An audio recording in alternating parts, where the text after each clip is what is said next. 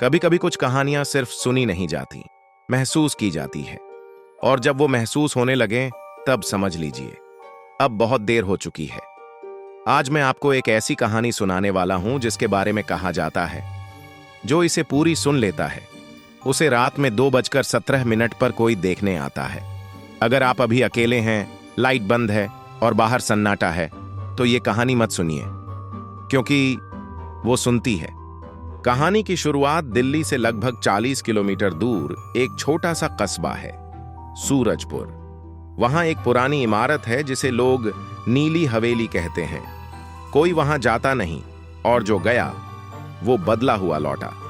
2013 में राहुल नाम का एक लड़का वहां किराए पर रहने आया।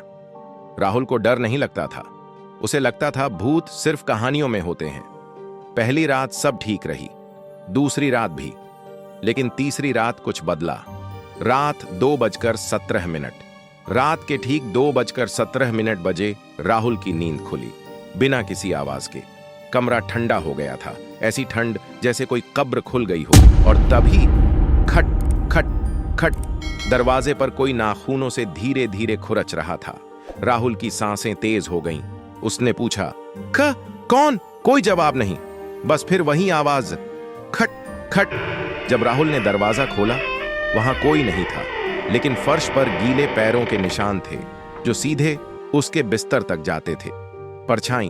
अगली रात राहुल ने सोना नहीं चाहा, वो जागता रहा और 2:17 पर कमरे की लाइट अपने आप बुझ गई। दीवार पर एक लंबी परछाई उभरी। परछाई की गर्दन असामान्य रूप से मुड़ी हुई थी और फिर उसने बोलना शुरू किया, तू मेरा कमरा क्यों ले आया? आवाज किसी बूढ़ी औरत की थी। राहुल चीखना चाहता था, लेकिन उसकी आवाज उसके गले में ही मर गई। परछाई पास आई, इतनी पास कि राहुल को सड़ी हुई मिट्टी की गंध आने लगी। सच्चाई का खुलासा अगले दिन राहुल ने पड़ोस के एक बुजुर्ग से पूछा। बुजुर्ग का चेहरा सफेद पड़ गया। उसने कहा, इस हवेली में 20 साल पहले एक औरत ने आत्महत्या की थी, क्योंकि उसके कमरे में जबरदस्ती घुसकर उसे मार दिया गया था। मरते समय उसने सिर्फ एक बात कही थी, जो मेरा कमरा लेगा मैं उसकी नींद ले लूंगी। उसकी मौत का समय था रात 2:17। राहुल उस रात हवेली छोड़कर भाग गया। लेकिन कहानी यहां खत्म नहीं होती। 3 महीने बाद उसके नए कमरे में भी रात 2:17 पर लाइट बंद होने लगी और दीवार पर वही मुड़ी हुई परछाई।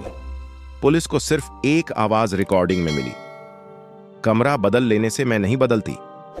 अगली सुबह राहुल का कमरा खाली था, दरवाजा अंदर से बंद और दीवार पर नाखूनों से लिखा था, अब ये मेरा कमरा है।